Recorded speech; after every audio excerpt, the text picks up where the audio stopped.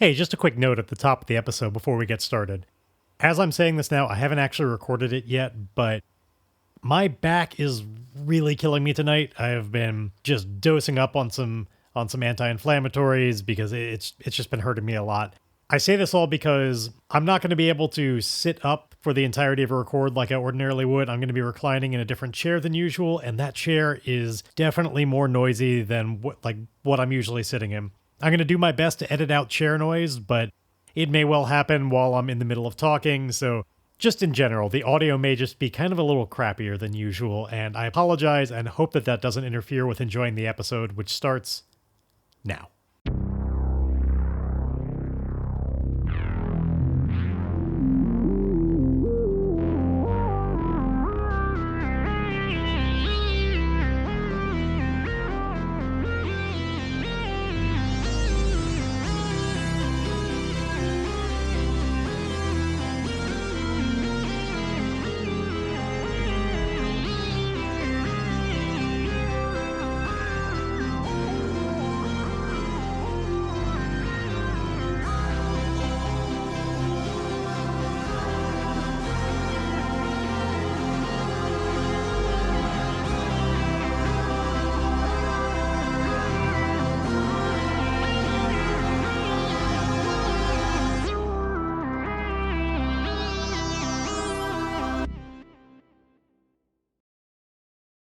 Or I suppose the alternative is it'll actually be just as easy of audio to work with as ever, and then I can record these reclined back in a more comfortable chair. Hey, anyway, that's a matter for later. We are back for another episode. This is episode 42. My, this is getting in on the longest game that I've done of Ironsworn or Starforged or anything like that. At least it's up there. The last time I did a long form game of this, that co-op game that I did for a little while on Twitch was like 20 something. It was in the 20s, and those were 2-hour episodes with, a little bit of banter in there. So like, we're coming up on it. I don't think I've officially overtaken it yet lengthwise, but this is getting pretty long, and I love where this is going. Speaking of where this is going, let's talk a little bit about where we've come from. The last episode was our first one living amongst the people of Concord. Emile wanted to get started on his big project on salvaging the Reacher from out of the magma, and the first step of that was going to be getting a workshop that he could use, because his old workshop is still part of the Beowulf. The biggest problem with that is that the workshop that is here on Concord, well, it's controlled by an NPC by the name of Firestarter, who hates Emile. He is not forgiven, he is not forgotten, and so the fixery, the workshop that they run, that is not yet available to Emile. Now, we spent a lot of that episode trying to get on their good side, basically finding out what does Firestarter need. And the short version is that Firestarter is also looking to repair a screwed up section of the cafeteria where the food is generated based on stabilizing the chaotic influence of a chaos crystal. It's real wibbly-wobbly sci-fi stuff, but broadly speaking, the chaos of this crystal gets collapsed into one possibility, and that possibility is food. It's been screwed up ever since Emile salvaged a crystal from it, as well as the containment around it. They've replaced that, but it's not working as well. And so Emile went out to find the original containment material so that Firestarter could use it to fix it all up appropriately, and that, hopefully that would help him get on Firestarter's good side, because he's apparently been struggling with this for a while. Emile brought that back, and it didn't go quite that simply. After really having it out against each other, eventually it came down to the agreement that Emile could use the workshop directly under Firestarter's supervision, but only if Emile also returned the Chaos Crystal itself. Emile had been able to retrieve the containment orb material, but left the Chaos Crystal just buried in the ash outside because it was too dangerous to try and deal with in any fashion. So it was left outside, this, small but very volatile crystal. And now Emile has no materials to try and contain it inside, and Firestarter, left him out in the cold saying, figure it out, basically. It's not his problem. But if Emile wants to use the workshop, he's going to have to find a way to fetch that crystal and bring it back. Now, this crystal has previously been shown to be able to manipulate the materials of things that are around it, and certainly things that it's touching. It turns them into all kinds of other stuff. And with that in mind, we're going to go into a little bit of a vignette here. partly because we need the momentum, but I thought it would be cool to... This vignette is not going to involve any PCs or NPC, or PC, I suppose I'm the only one. It's not going to involve any characters, I should say. This is just going to be, like, if this were a TV show, we'd start off, we're on the outside of the base, right? You know, we're in that side area that we recognize. It's where Emile and Cypher were digging up last time in order to try and fetch the containment orb around the Chaos Crystal. It's that whole ashy area. It's clearly been recently disturbed, but you know, the winds are always a-blowing, moving it around. It's kind of serene out here as we see just the side of Concord Base, the sort of metal walls, and we move down along that and around over the dust to the side. We track a little bit till we get to a certain spot and move down, down, down through the dust. And we're seeing it kind of like a cutaway view, so we're able to see what's down there. And we get to the spot where the Chaos Crystal actually is. And we talked last time. Actually, let's paint this a little bit differently.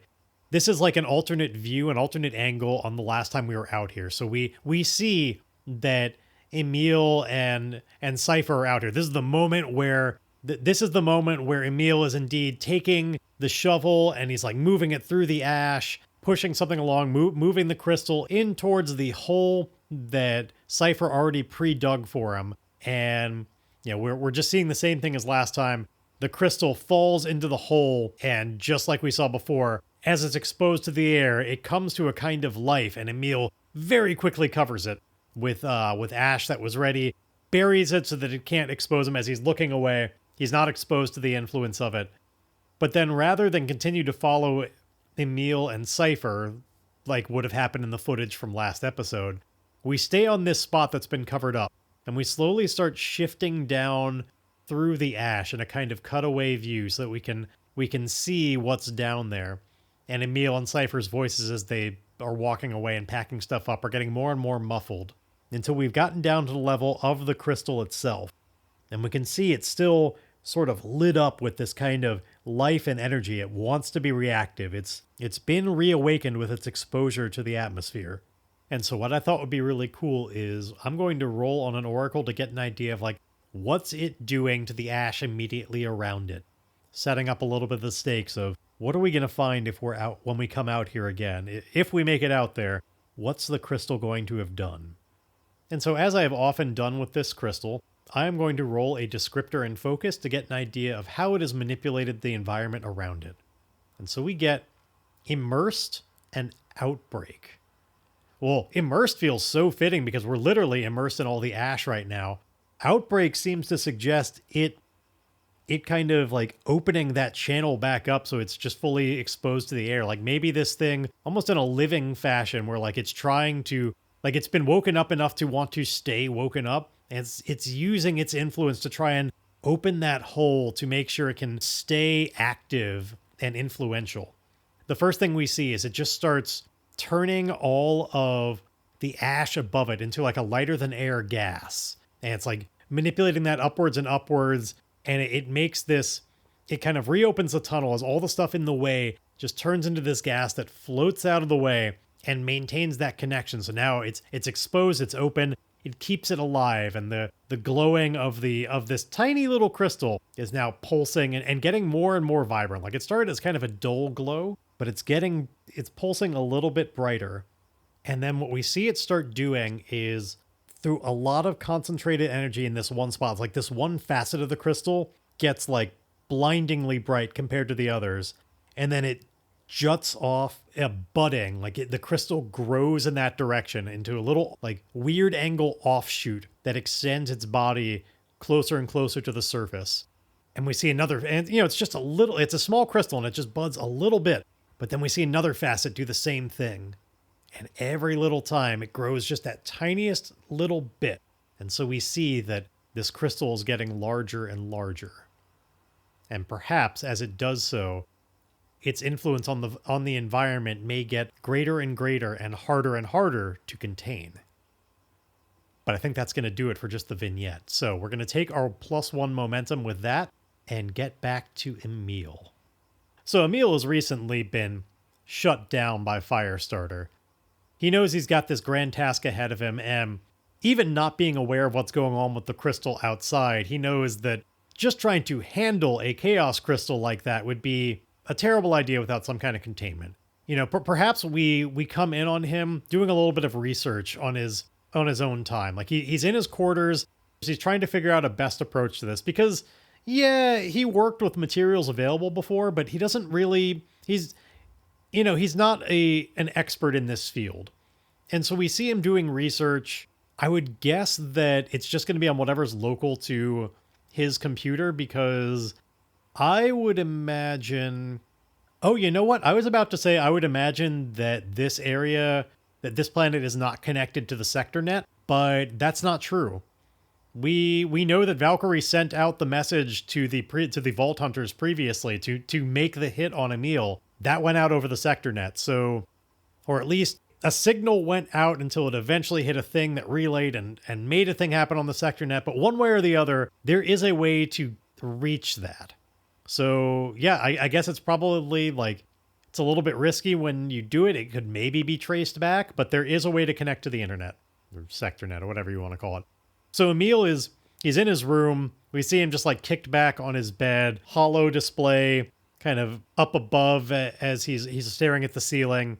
And he is just going through, just like reading all of these scientific articles and stuff all about like the discovery, like when this was originally, like looking through patents and stuff for how to contain chaos, how to harness that energy, how it works, just trying to learn everything he can about these crystals to have a good path forward. And this definitely sounds like we're doing a gather information. So let's do that. We are definitely, we're conducting an investigation and analyzing, we're doing research actually. So that's going to be a wits move. I suppose if I wanted to make this work as well as possible, I could talk about how I could try and make a program to collate this information as best as possible, because it's going to come from a lot of different sources. And then that way I could make use of my tech ability to make a computer program to perform a specific complex function. And I don't know if that's complex enough. I don't think that qualifies. I feel like I got to put some kind of limits on what I can use that asset for. So it's just going to be gather information. He's working through, saving a bunch of stuff, reading through it, doing his best to internalize it and learn what he can do to try and contain this and what the dangers are. So let's find out. So making a wits roll. We only have +3 momentum right now, so it's almost certainly not going to help us. In fact, it couldn't possibly help us. But we get... All right, we got a strong hit anyway. And the challenge dice came to play, but we're actually even higher than it. We had an 8, but I rolled a 6, and we have a +3 wit, so we got a 9. And we start this off with a strong hit. So you discover something helpful and specific. The path you must follow or action you must take to make progress is made clear. Envision what you learn, then take +2 momentum. So, all right. Clearly, Emile has found, indeed, like, the patent for how the containment device is supposed to work, what the material is, everything like that. Though, actually, no, I kind of want him to figure out something else, because we know that the material would work. That's too boring. We have access to it. Emile already knows that you could use it with certain kind of way, like certain kind of manipulations to magnetic fields or something to kind of stabilize it and like that, whatever. We've seen that. I want something new. And with this being a strong hit, I'm going to say Emile finds some fringe research. He hunts it down. It's like, it doesn't have a lot of scientific backing just yet. It's not like people are saying this person is necessarily a complete fraud. In fact, I want to say the publisher or the whoever wrote it has like legitimate other papers that are well backed and supported in other similar fields. Like they're not just an utter crackpot. But this one particular thing doesn't have a lot of replication studies, things like that. Like it's on the fringes. But Emile reads about this paper that had some like very specific conditions under which in a laboratory they were able to actually get one chaos crystal to counteract another. It's like these experiments that have to do with the ways that the fields that they create, the chaos of reaching into other reaching out through the multiverse and taking in possibilities and bringing them into this reality, that the way that works, while still not fully understood, there were some observable interesting effects when you got 2 chaos crystals that were distinct and separate from each other in close proximity to each other, and these various measurable effects at different distances and stuff. And it required very precise conditions, but that like if you set up one crystal with like a certain kind of, whatever sci-fi mumbo jumbo polarity or whatever, like done just right, introduced to each other, there was a negating effect. Like certain positions and stuff, you could get them to enhance each other and work faster. A lot of it was about like onset and like the period of reality fluctuations. And like that was the main thing being studied, I suppose. But over the course of it, there was a part of it where there was a nullifying effect where they seemed to just perfectly cancel each other out. Now, the trick, of course, would be like even if Emile wants to make use of this, he'd have to have a second chaos crystal and get it to the other one, which would still require some kind of containment. But maybe, let's say he also learns, because we found, this is a strong hint, we found some very clear, helpful, specific things. If you take a chaos crystal and split it into two pieces, like they're distinct, like as long as they're not connected anymore, the same crystal could theoretically be used to nullify itself. If you were able to split it into two pieces and then quickly like modify the one in a way to like get this nullifying effect, it's theoretically possible. But any of this was only ever done in a laboratory under very rigorous controlled environments, which is not what's going on outside. And obviously something called a chaos crystal is almost the opposite of a rigorously controlled environment. Anyway, I get 2 momentum, which brings us up to +5. So Emile is nodding along as he reads this and is like making all these notes and storing everything he can about like how one would do that. Yes, it was only done under very tightly controlled conditions, but what were those conditions exactly? He's going to pre-program things into his computer, or at least he's going to save the information. Now, I think that what he wants to do is find a way, like, obviously he's going to want to be able to recreate these conditions. Now, I don't think his computer, it can't just do that just because he programs it to. It's not connected to any kind of whatever, like magnetic field stuff it has to do. Like it would need to be able to control other devices in order to possibly do this, even with the right information. But I think that's Emile's best route towards this. You know, just probably go to the junk pile, because Emile is at least aware of it. Find what he needs. Go to his scavenger's just like paradise. Find whatever materials he can. Cobble together an ad hoc tool to be able to make these sorts of conditions. Maybe make a program in order to analyze the environment to try and adapt on the fly with computer precision to maintain maintain the laboratory conditions as best as possible out in the field by just adapting his tool on the fly. And I could maybe make a program to do that. That would be a specific complex program. I'm just like talking out basically the outline of this episode if all things go right. And of course, this is Starforge, so this is all moot. But you can hear my intention of where this is going, right? He makes a device. He has a complex program to control it very well. And now he needs a different thing he needs to be able to split it and do this all quickly enough. But splits it in two, makes this happen to keep the crystal in a way that's going to nullify the other one, and then be able to hand off to Firestarter. Now, of course, the other trick of that all is going to be the handoff. That comes with its own problems, but we'll get there when we get there. Here's one thing that I think this whole thing I'm describing is missing. I think I should make a secondary vow out of this, because all of this has been in service of salvage the Reacher from the magma. You know, I'm doing the legwork to be able to get a workshop. I've told myself that when I actually get access to the workshop regularly, that'll be worth my first mark of progress on that, because it's not completely related to the actual salvage, but it's definitely a step along the way and an important milestone. But I think there's room for a secondary vow here, because I think Emile recognized, like, if he's going to be doing all of this work in service just to Firestarter, who's been a complete ass this whole time, Emile should get something out of it. And I think maybe Emile vows to himself that it should be worth his while.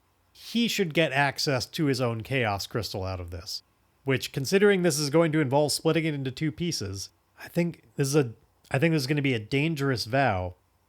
But I think he vows to himself in this moment that when he's done with this, he'll have his own contained chaos crystal to experiment with and make use of in his own tools.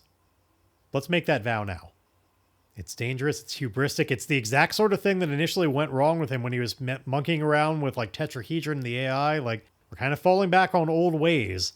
But I don't want to forget that this whole story of Emile in general, the whole background vow is built on he's somebody who obsesses. You know, he's obsessed with VY572, and he sees this Chaos Crystal challenge as thwarting him, and Firestarter is thwarting him, and I think he's going to obsess over it a little bit as well, and some of these qualities are going to come back out. So he swears, again, the specific vow is that he is going to have his own Chaos Crystal contained to use for his own purposes. That's how I'm going to put it. I'm going to say it as a dangerous vow. Ooh, now if I wanted to maximize this, I could have him talking it out, like if I swear it to a connection, I could swear this to Fern, because Fern's with me this entire time. So he's like talking to himself and knowing that Fern can hear him and can maybe sometimes even like respond in his mind. I think we've seen that in the past. They have a little bit of a conversation. And maybe it's even Fern that convinces him to do this. Like, Fern isn't just a complete passive writer. Fern has been kind of fueling some of Emile's worst obsessive instincts by fueling the fires and being a little bit like telling Emile how he's always doing these things for other people. Like, he's working so hard to get Firestarter what he wants, and Firestarter's an asshole, that Emile shouldn't spend his whole life just apologizing. Fern knows that he's not an asshole, and that he's being made to feel like one constantly and always atone for things that weren't his fault. You know, Fern sees what happens from Emile's point of view and is like backing him up on all that. Like, he should get some of the payoffs as well. And it's this sort of back and forth and stoking the fires that brings us out in Emile. And so Emile swears like, don't worry, I'm going to get mine as well. In fact, if this is going to split into 2 crystals. No, I got it. Okay, here's the specific route that got us here. Emile is talking over the problem with Fern about, like, you know, how are they going to hand off the crystal to Firestarter? Because even if this all works, it's only going to be contained with the second crystal there. And Emile's musing over, like, well, maybe do I just give him both those crystals that are currently nullifying? But even then, like, how is he going to contain them fast enough? Like, how is this going to go down well? And it's Fern that's like, it's telling him that that all those same things before, like Firestarter is such an asshole, and Fern has seen it from Emile's perspective. Fern knows that it wasn't Emile's fault, and that Firestarter doesn't deserve to get to have both of those crystals. The deal was for 1 crystal. Emile should, for all that effort, should get to have 1 as well. If it's in 2 pieces, Emile should keep the other one. And so Fern, like, it's all those same things, and Fern brings it out, and eventually Emile swears to Fern that, yeah, he will. He vows that he will have his own contained one because he deserves it. Because Fern is right, they need something for them. I think Fern is really seeing themselves as, like, very literally Team Emile. Like, they're just kind of one entity right now. Anyway, enough talking about it. Let's finally... I've been doing that for several minutes. Let's swear that iron vow. But I get the +1? Oh no, Fern is a full-on bond. I get a +2. Which doesn't help me get anything more than a weak hit, which I didn't... The +2 didn't even matter. I rolled a 9 and a 1, so it was going to wind up being a weak hit regardless. But you're determined, but begin your quest with more questions than answers. Which is fitting. We still don't know how we're going to pull that off exactly. We've got elements of it. So we take +1 momentum.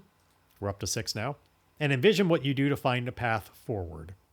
Real quick before I do that, I think by the end... I'm not going to do it right now, but by the end of this episode, I think I will have qualified for one of the various criteria that develops your relationship with Fern. The ones I'm thinking of are not specifically swear a vow to undertake a perilous quest in their service, because this is not in Fern's service. Completing a quest to their benefit, it's a little bit better, but not really. But I imagine by the end we'll be leveraging Fern's help in desperate circumstances. The one that really caught my eye is giving them something of worth. Well, that would only work if Emile gave it up to Fern, which is not what's happening. But sharing a profound moment, I feel like, is what might have happened there, at least in a taste. And standing with them against hardship, some combination of these 3. I'm not going to do it yet, but by the end of the episode, I think we might have gotten there with Fern. Anyhow, envision what to do to find a path forward. I think the first things first is that we need to make all of this happen. You know, we need to go through those steps I was outlining, where Emile is going to have access to the junk pile in order to start making his own device. Like, he needs to find the ability to make these very controlled specific magnetic fields. And he supposes that, we have old skiffs, right? There were ones that got utterly blown up in the explosion. They probably didn't get completely ruined, and skiffs, they hover off the ground, probably by some kind of magnetic manipulation. There are probably some old vehicle parts that wound up in the junk pile, Emile figures. And those might be ripe for this kind of like repurposing for making these very specific controlled magnetic fields. So it's off to there we go. Let's just jump ahead to when Emile is there. He's at the junk pile, and I'm going to roll an oracle to determine whether or not Magpie is there. We determined when we were making them that Magpie is not exactly going to be the most friendly towards Emile either, but we do know they've got other shit to do. Magpie is not always at the junk pile. So I'm going to just leave this at a 50-50, and let's see what happens. Is Magpie currently at the junk pile? 50-50 says yes. Decidedly yes. So Magpie is there. And Emile, I don't think with some of the ideas I have about how Magpie is going to be not the most friendly, I don't think it's not common knowledge like it was with Firestarter, where he's been spouting off and everybody knows that Firestarter isn't a fan of Emile. I think this is a more subtle thing. So Emile is not going to specifically know what he's walking into here. And having heard of Magpie being kind of the sorter of the junk pile, he's just going to kind of assume that, he's the person I got to talk to. Let me just go straight up to Magpie. And so Emile walks up and greets and announces his presence. Says, "Hey there, are you Magpie?" And Magpie turns, and we talked during the world building session about how Magpie, the most striking thing about him is he's covered in all kinds of ornamentation, both jewelry and tattoos and stuff, but also a lot of the jewelry they're making is made out of little scrap bits of metal and little tools and things. Like they jingle. He jingles when he walks because there's just all kinds of things hanging from his clothes and body. Lots and lots and lots of different decorations, which means he can't really hide from people very well. He's a noisy walker, and so yeah, he shuffles around like he's got pockets full of just... Real quick story. One time, so it was years back, I used to live in walking distance of an arcade, and I used to go there 3 times a week as my workout plan, because they had Dance Dance Revolution. I played a lot of it at the time, and so I would go there and play a few games of DDR, and that would be my workout. So anyway, they had a system there where it all ran on tokens, and the more money you put into the change machine to turn to tokens at once, like the higher denomination of bill, the better a payout you got. So like $1 would get you 4 tokens, but if you put in like $20, it got you like 100, something like that. I don't recall the exact thing, but you got a better and better payoffs. And so knowing I was going to be there all the time, I would put in just the full denomination, and I would have these pockets just utterly filled with tokens as I went over there, because I kept them in just like a bag altogether. Anyway, one time I was on my way to the arcade, and this homeless guy was asking if I could spare some change. And you probably already see where this is going. And I was like, sorry, I don't have any cash on me. Because I was actually really poor at the time, generally speaking. Didn't have that well of a paying job. But I was like, sorry, I can't. Or I don't have any cash. I said something like that which is what I usually say, because it's usually true. I don't usually carry cash. And then as I'm walking away, the bag is in the cargo pocket of these like cargo shorts I was wearing, which bounces around so much, so you just hear me as I'm walking away sound like I'm just holding like the whole city's amount of quarters in my pockets, just shink, shink, shink, shink, just jangling around right after I told him, sorry, I don't have any cash. I felt so awkward, but also it was hard. I like wanted to say, but didn't. Like, no, they're arcade tokens. Like these won't help you unless you want to play DDR. Do you want to play DDR? Anyway, Magpie moving around just reminded me of that. And I felt like getting into that tangent. Anyway, Magpie turns and comes over very noisily and says, yes, you've reached me. I am indeed the Magpie, as people call me. Not my name, but I'll certainly respond to it. And he gives a quick look up and down. If I'm not mistaken, you are our newcomer. And I don't mean one of the crew of the Beowulf, by your look and reputation, you seem to be this Mr. Emile Spencer that I've been hearing about. Yeah, no, likewise, you've got me. That I do. I hear that you're undertaking something of an engineering project. Very publicly, you've made proclamations that you are going to be, well, taking on a salvage project, and he gestures around the room. Obviously, salvage is my world. Yeah, this is quite the place you have here. As a reminder, this place, it's like an airplane hangar. Like, it's huge. This junk pile we're talking about, it's like being at a landfill. Like, you'd be climbing with gear to climb to the top of this. Generally, you access things via a claw on a gantry on the ceiling. It's a lot to sift through. So this huge room, and Emile's like, yeah, it's a hell of a salvage operation you got here. I do thank you. I'm sure if you are successful in retrieving the Reacher, it's going to make, well, quite a bit of extra work around here. Just trying desperately to sort it all. Well, if I may be blunt, I do hope that actually most of what we take there is not considered junk, but is immediately put to some kind of use. I mean, hopefully we bypass you entirely. And there's like a bit of a pause and a slightly furrowed brow on the Magpie's face, and goes, you know, it's funny that you mention that. Bypassing me entirely. In some ways, I feel like this whole project you're taking on, well, I feel like that is what you're doing, is bypassing me entirely. I'm not sure if I follow. What have I done? Well, you see, Mr. Spencer, you've come into an area that is my world. You see, I've certainly thought of this kind of job before. The idea of salvaging the Reacher, I believe you've said is the name of the ship.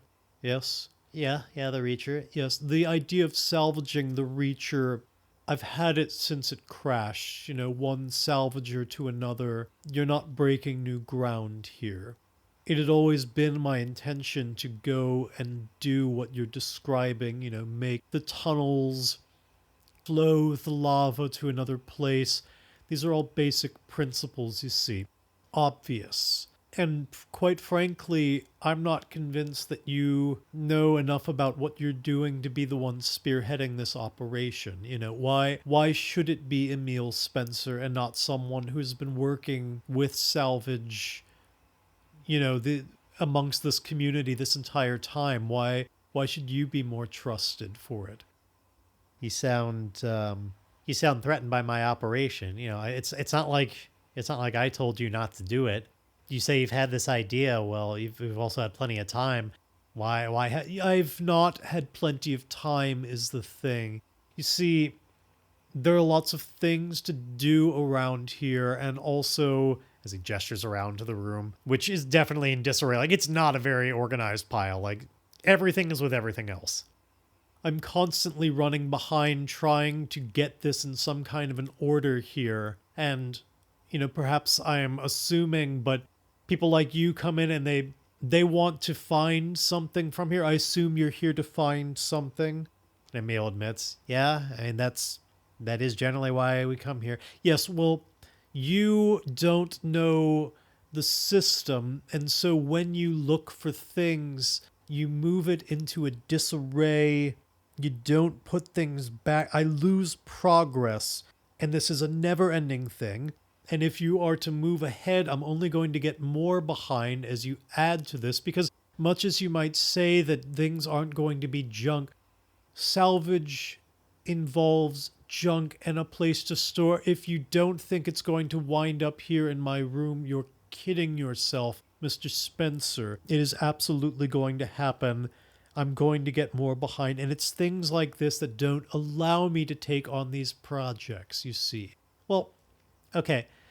Emile takes a breath, trying to calm himself. He's trying not to escalate this situation, and goes, okay, so what do you want from me? Because no, okay, takes another breath. What can I do to make this right? You seem unhappy. I had no way to know that ahead of time, but I know it now. What would you like to make this better? And the Magpie says, well, you know, I I just feel like if I were in charge of exactly how your salvage operation worked, you could have a hand in it, but if I had oversight over the entire thing, if I made sure that I knew how it was being done and signed off on all the steps along the way such that it's being done according to a real plan, and that certainly the things being salvaged, that I was the one to document them and inventory and make sure it happened in the right order, well then, I could make sure that this works without a hitch and, frankly, secure my position as having had, this would be publicly known that I had been the one to make this continue smoothly. And Emile responds to that saying, I don't... Okay, Magpie, since I don't know you say it's not your name, but it's the name I know, and you say you'll respond to it. So, Magpie, if I can be so frank, all I know of your ability to manage this is this room, which you say you're always behind on. I mean, the salvage operation is going to be even more than what we have in here now. The Reacher is a huge ship. Why should Emile Spencer trust your ability to be the one signing off on everything and to get all the glory on all this? Why? How does that make sense from my position? Why should I rope you into all of this? And Magpie again furrows his brow and says, you should be careful, Mr. Spencer. You should be forming friends while you can here. You have precious few of them. Most people here have agreed to not kill you. You should be aware there are some holdouts on that, but most people are fairly neutral at best to you and could be quite easily swayed into seeing you as an enemy once again. And you've barely been here at all, and whereas I am a citizen of good standing, people use my salvage yard all the time. They make use of my services. I help out. I'm a known entity in this community, and, well, you're known for all the wrong reasons. If you don't make friends here, the neutrals could become enemies very quickly. It's hard not to take what you're saying as a not especially veiled threat. Perhaps it is. I don't frankly see any reason to hide it. Yes, I'll overtly say, you should have me as part of your team, because if you don't, I will undo you, Mr. Spencer. Well, do you understand that he gestures towards his eyes and something that shows the influence of his AR system, that the thing that projects and everything. You do understand that I'm recording all of this right now. This whole conversation, I have footage of it. I have all the evidence I need that this was a planned thing from you, and anything that you could do, this would be my defense against it. So again, why should I bother dealing with you? You're just giving me more and more reason why I shouldn't have anything to do with you. Mr. Spencer, they say you're smart, but you don't seem to have a lot of imagination for how somebody who wants something would get what they want. Among the things known about you is that you indeed record everything, and that you're quite the whiz with computers. You manipulate them, you hack them, you make things display the way you want them to. Why, I've heard stories from those on the Beowulf, all about how you went through to doctor security footage in order to hide what you wanted to. I'm pretty sure that I could indeed convince this population that any footage you could display that came from you was just as doctored. You faked it. Nobody likes you enough to want to believe you. They like me. All I'd have to do is tell them how you're doctoring this footage in order to tar my reputation, so that you can indeed better be able to take over and handle this engineering operation, to try and improve opinion of you, to get a greater hold in this society as part of a big political play to eventually take out Valkyrie. become the new head of the Vault Hunter. This is not hard. It's not a hard story to pitch people who want to believe it. And again, you could show them all of this footage of me even explaining it now, and I'd still get them to believe it, that this is all faked and doctored by a clever and manipulative mind. On the other hand, if you are trying to make that kind of political play, if you do want a better hold, a foothold in here, friends and keys to power are what you need, Mr. Spencer, and you need to ally with like minds who are willing and able to move the world the way they see fit. I am a key person here in this community. You'll need my help in order to rise above the barely keeping your head above water that is the contempt of everybody around here. If you want to do better, I could be your ally. But the Magpie has got to get his own beak wet. So let's see.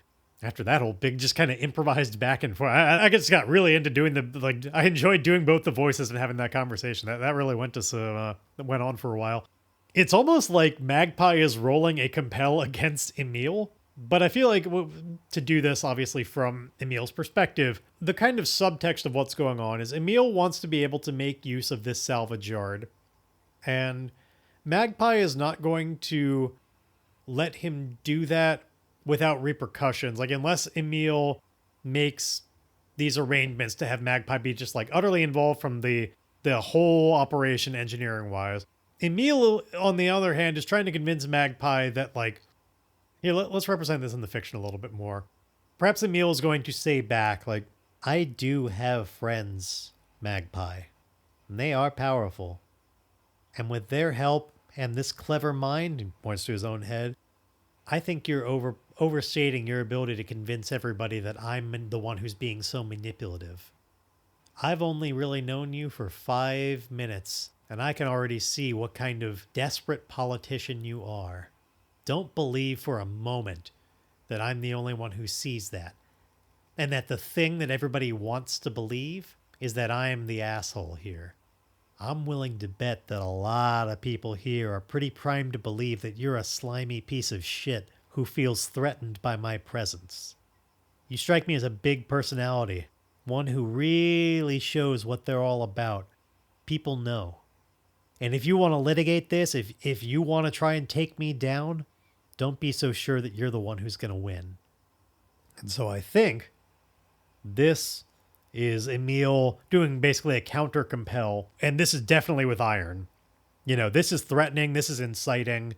Emile's not very good at it, but he does have some momentum on his side. And he is saying, you know, don't, basically trying to persuade him, like, I am not going to have you involved in this.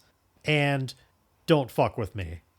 Like, it's in your control whether or not you do this, but persuading Magpie to back down, basically. To not try and take down Emile because he won't let Magpie in on this. So let's see. We're rolling iron. Strong hits. Yeah, Emile, you found it in you right there. They'll do what you want or agree to your conditions. Take +1 momentum. So Emile is like got like right up in his face to be just as physically imposing as he can be with not a very physically imposing body. And like, does not blink as he's staring down the Magpie delivering that whole speech. We can see they're the first ones to blink. And we as the audience know that he's backing down. Emile has convinced him that he knows what Emile says is true. That there are people that recognize Magpie for who he is. And that maybe it was all a bluff. And Magpie was just hoping to intimidate Emile, but Emile got the upper hand on that. Emile out-intimidated the Magpie. And so at least for now, until conditions change, Magpie is not going to be the one to like start shit with Emile. And as a result, Emile can indeed make use of the scrappy, you know, it's generally a public area. Emile is going to be able to use it without fear that Magpie is going to make a deal out of it. And importantly, Magpie is not going to have any involvement in the long-term engineering project. Again, not without something changing. Now, this isn't mind control. Magpie still wants what he wants, and he may find other avenues and may still try and make progress on this. But for now, he's too scared to do it from the way that he was just describing. Emile called his bluff. maybe it wasn't even entirely a bluff, but Emile basically convinced him that it better be. So now Emile has enough free reign of this area. You know, Magpie, we see him kind of like always like keeping an eye on what Emile is doing, but he's not directly there and involved. Actually, you know what? Maybe as something of an olive branch once Magpie backs down. Emile does need to know like where to go looking for, like he has a specific thing he's looking for, and Magpie is the sorter. This will save him a lot of time. So I think I'm going to try and secure an advantage here with Heart. Because I'm trying to like, the advantage is just like getting Magpie's guidance on like where to go looking, like where to search for what he's looking for. Which is again, kind of like pieces of the skiffs that he could repurpose for their magnetic purposes. And I'm not doing a full compel out of this because I think he's cowed enough that those aren't the stakes. It's just, can Emile get specific enough information to help him find it in this pile this huge? So he's just asking for some help. And so yeah, this is with Heart, and we get a full-on miss. You fail or your assumptions betray you, pay the price. I think basically it's the assumption that Magpie was giving helpful information. And as a result, Emile's going to lose some momentum because Magpie specifically steers him away from the right areas. He wants to waste Emile's time as kind of petty vengeance. So it's not a big problem, but I'm going to have us lose a momentum as a result. We're back down to 6. Because it takes us more time as we begin searching this area. So, with that in mind, this first big move, like now we're looking around for those parts. And we're definitely going to get the benefit of our scavenger asset here. I guess we could full on like resupply. Because, you know, when we gather information or resupply by scavenging a wreck, ruin, or abandoned site, add +1 and take +1 momentum on a hit.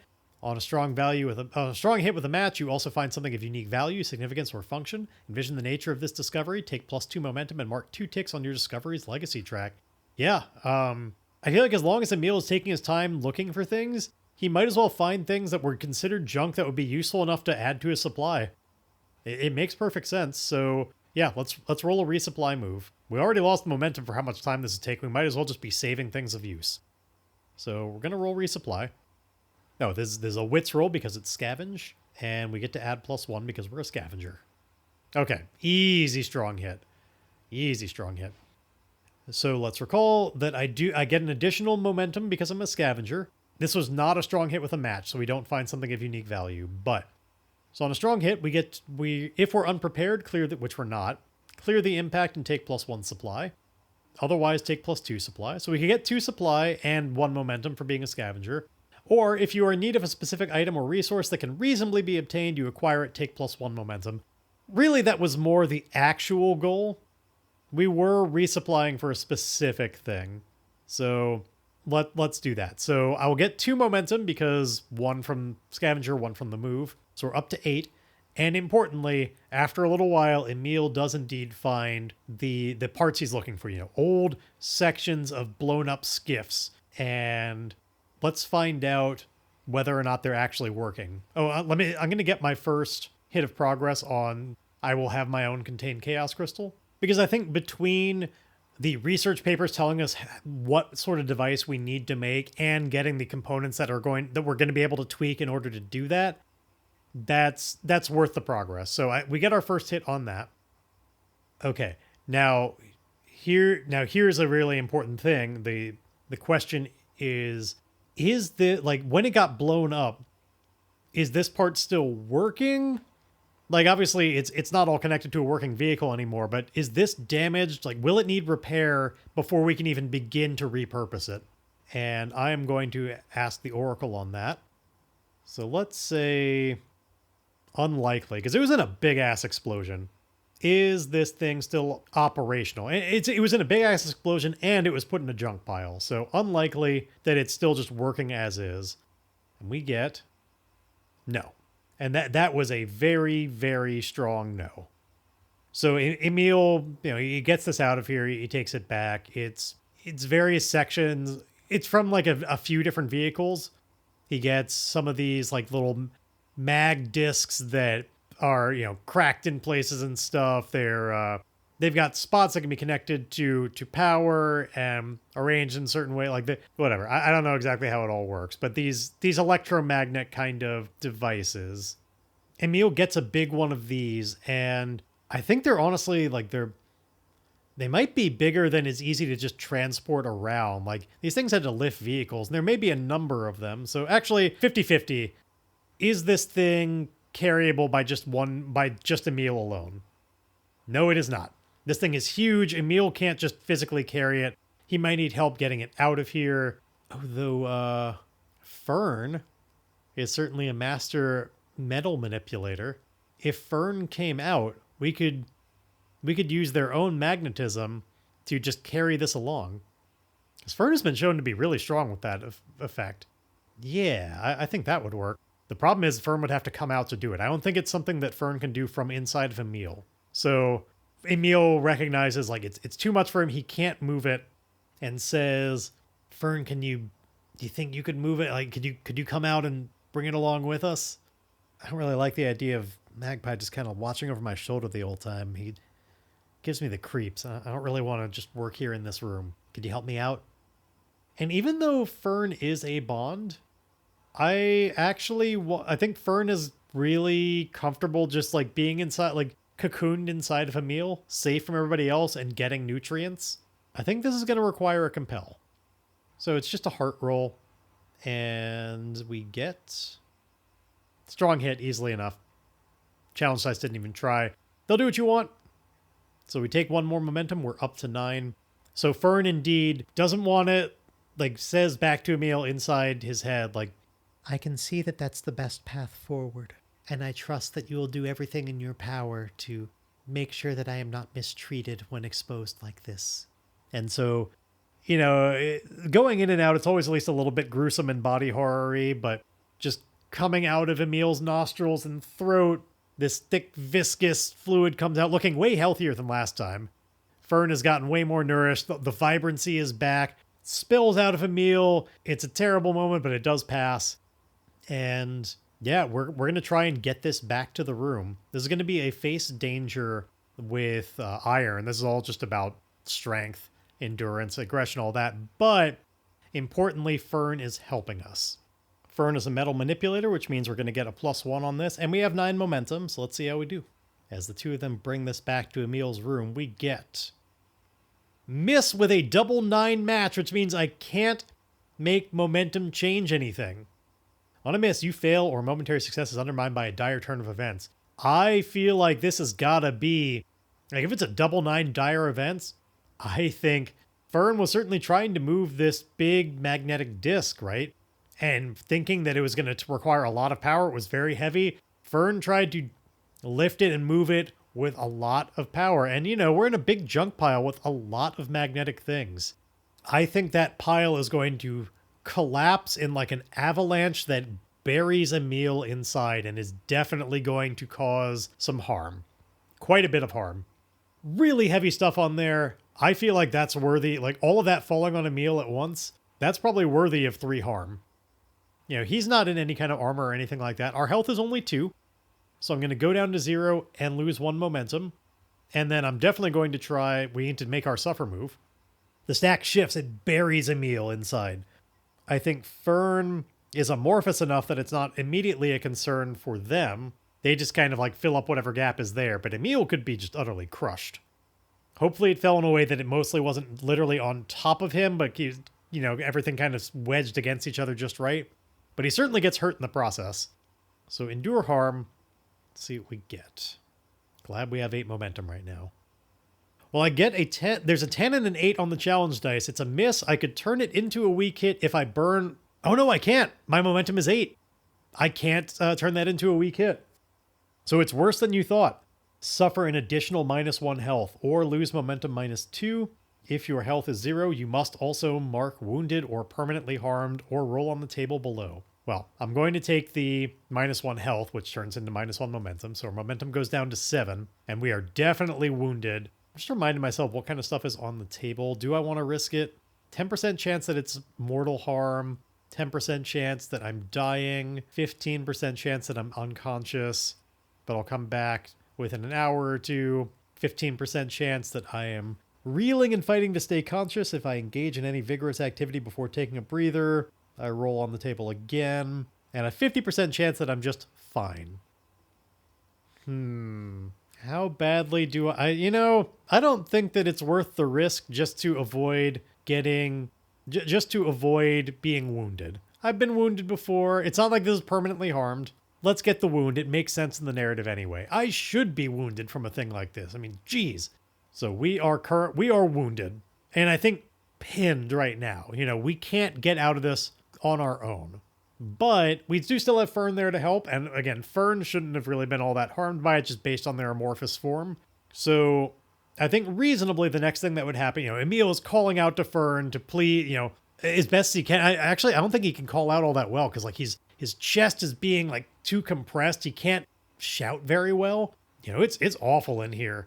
He's definitely got some broken bones and is just relying on trying to struggle free, but he's definitely still going to have the help of Fern right now, who is still doing what they can to try and pull stuff out of the way through magnetism. So, oh man, in theory, the claw you could use the claw to easily pull stuff off of Emile, but Fern can't operate that. And Magpie probably doesn't want to because Magpie still doesn't like Emile. He was just intimidated by Emile, but there's nothing to be intimidated. Like, if anything, Magpie might even take this opportunity to try and crush Emile more. Like, he's got probably security footage to show, like, hey, it was just a freak accident. This spheroid actually killed Emile, made the stack shift. Not my fault. And so he could actually use the claw to try and, like, shove it down more. I like that, especially with this being a full-on double 9 match. Let's really make this hurt. Let's put this in opposition. Because I think with everything we've established, yeah, he's totally going to be that kind of opportunist. So we hear the claw start opening up way on a different part of the room. Actually, this is a huge room. I was going to say maybe Magpie didn't even notice, but we talked about how Magpie was lurking and watching. Magpie knows. Magpie starts like quickly speed walking over to the controls to seize this opportunity. I'm going to start a clock here because we definitely need this to be like a scene. We're going into scene challenge mode. So begin the scene. When you face an extended or complex challenge, name your objective and choose a rank as appropriate to the situation. You have a clear advantage? Definitely not. You're ready to act? Is dangerous. Or you are unprepared or outmatched? Formidable. I think dangerous is probably appropriate there. Fern is ready to act anyway. Emile less so. Well, I guess that's the question. This is from Emile's perspective.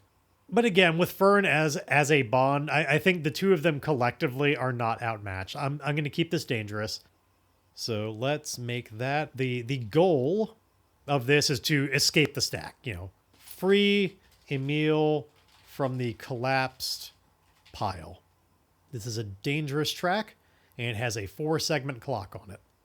So we need to face danger or secure an advantage to take action. So the best secure an advantage I could think of would be if Fern understood what Magpie is up to and tried to just stall them from being able to get to the controls and get to the claw quickly enough, that would be one thing. But is Fern paying enough attention to know that? I don't think that's reasonable.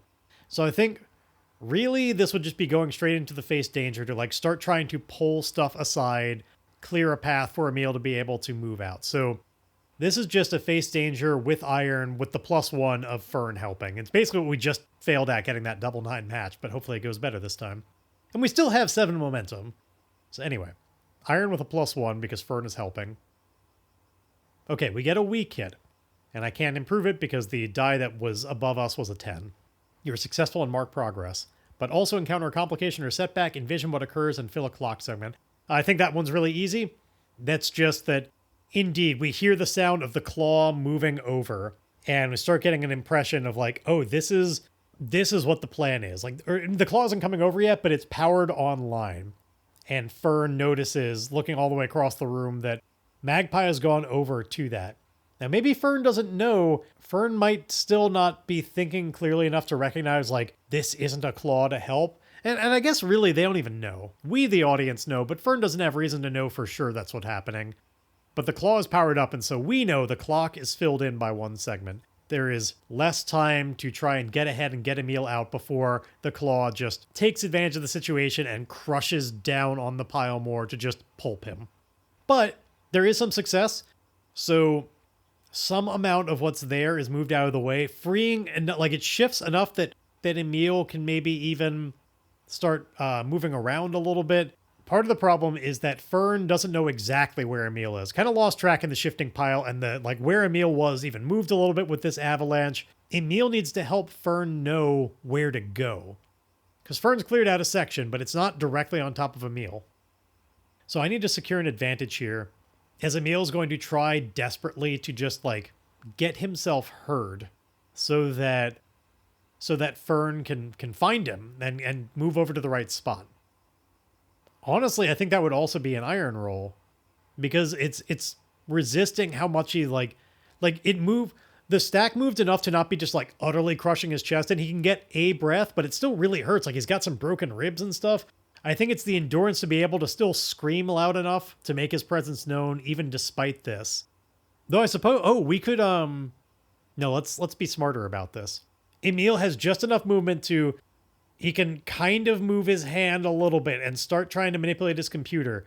He's going to try and make a light display from his AR to like turn up the brightness as high as possible and show, like, make it clear just like with a pattern, like this part is Emile here. It's these lights. He's signaling. Oh, and he can even use the kind of colors that the sign language or the hidden language that Fern and Emile have. He can try and use some of the same colors that mean the same thing to communicate I'm here. Yeah, we'll definitely do that.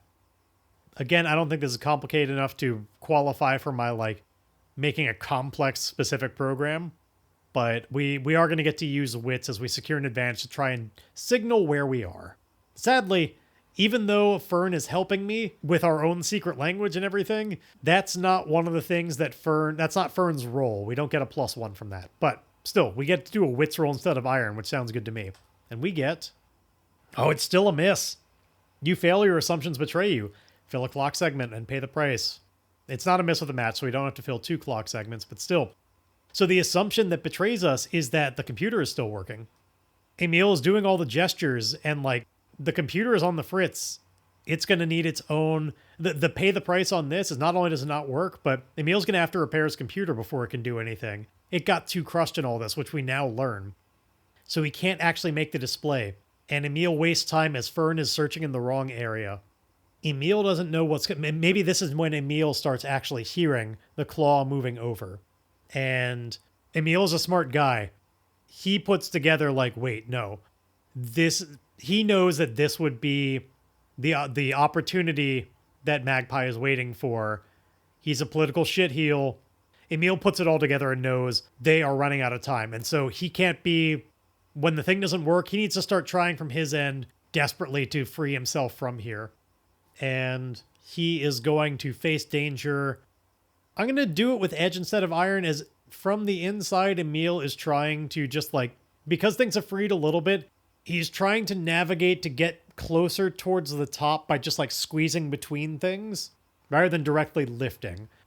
But I am going to still say that Fern's +1 is applicable to all this, because the whole time Fern is still clearing from the top. So edge of the +1, and we get... All right, there we go. Strong hit, and the +1 was the difference. So we get to mark progress, and we don't fill in a clock segment. We're up to 4 progress as Emile kind of... He doesn't know exactly where the closest part is, but he's starting to like see some, like he's moving towards to the best visibility, some of the shaking that he can see from just motion in the pile from what Fern is doing. Emile, oh, he should have his modified... Don't we have a gun that has the modification to be able to be used as a heat blaster that's on a smart gun system? No reason to think that Emile necessarily wouldn't have that on him. So Emile is going to start trying to melt his way through. And because that it's going to be an edge roll, but because we are using an ad hoc device, we're going to get a +1, and we still get Fern helping us from the other side, so it's going to be a total of a +2. But this might break along the way. So Emile, he gets to a part where it's too compact. He knows he doesn't have the strength to lift it, but he can't squeeze through, and so he gets his gun in that right mode and starts just trying to melt a path forward. And we get strong hit with a match. Yeah, baby. Oh, but I did roll a 1 on the action die. So it breaks the gun, He can no longer use, he juices it up as high as he can, and the gun overloads. Maybe because all the heat is trapped in here, and so it doesn't escape well enough, and the gun itself it fails. He pushes it beyond its limits, but it makes a huge effect as it really carves this hole out, and we get to mark progress twice. We're at 8 progress now. I guess I have no reason to not do it before. I forget. Is there any reason to resolve it ahead of the clock finishing? I don't think so. So I might as well go for the last bit. Well, or it's when the scene tension clock or progress track is filled, or when events lead to the scene's conclusion. Roll the challenge. I feel like that massive hole that I made is enough that, like, Emile can get through. Oh, but you know what? I still got to get through. It's now molten and everything. Emile couldn't just get through there. The hole is made, but he still can't get out. So it's still worth going for it, as he needs to either, like, try and jump through. Like, Fern is now coming over, sees where Emile is, and maybe Fern... God, I feel like it's too dangerous for Fern to try and, like, metal manipulate something behind Emile to just, like, move him out. Fern's not precise enough, usually. It's too likely to collapse the stack on this big hole. And in fact, that hole is probably, like, shaking a little bit, like it's threatening to. I think this is just going to be on Emile to try and, like, dive through. I suppose we do still have a working mobility belt. So Emile, with broken ribs and everything, gritting his teeth and grimacing the whole time, activates his mobility belt and tries to just, like, rocketeer out of this hole, trying to not touch the molten sides and burn himself. This is going to be another edge move with a +1 as we try and finish this up. So, edge with a +1, we get a weak hit that we could turn into a strong hit with momentum, but there's no need to, because on a weak hit, we'll still mark progress, but the clock will fill in one more. So this is the moment where, like, the claw is over the right spot. It's coming down, it's coming down. It's like, it's about to be on the pile. Like, it is touched down on the pile and is now struggling against it, trying to push it down faster than Emile can get out. Like, it's there trying to collapse that tunnel as Emile is rocketing through, and we'll see if he gets out in time. And like this, we could have some 10s on this, but we finish the scene as Emile rockets through, and we get... Well, I did get 1 10. There's a 10 and a 5, so it's only a weak hit. You succeed, but not without cost. You must pay the price. Make this minor cost relative to the scope of the scene. So... Oh, and also, I rolled a 1 for the mobility belt as well, so that also broke. We're breaking, like, all of our gadgets here in the process, because they were all weakened from the collapse and everything. It runs out as Emile's coming through, and I feel like the stack is breaking behind him. He just barely makes it out. The price, I feel like, should indeed be that I don't think Emile makes it all the way out in time. Like, he touched... The mobility belt runs out, and he does get a little bit burned on the way out. So I'm going to make him suffer... This should just be -1 harm, honestly. Like, he was most of the way. He only touched it very briefly, but -1, which brings our momentum down to 6, and because we're at 0, we do have to endure the harm. So we're gonna roll it.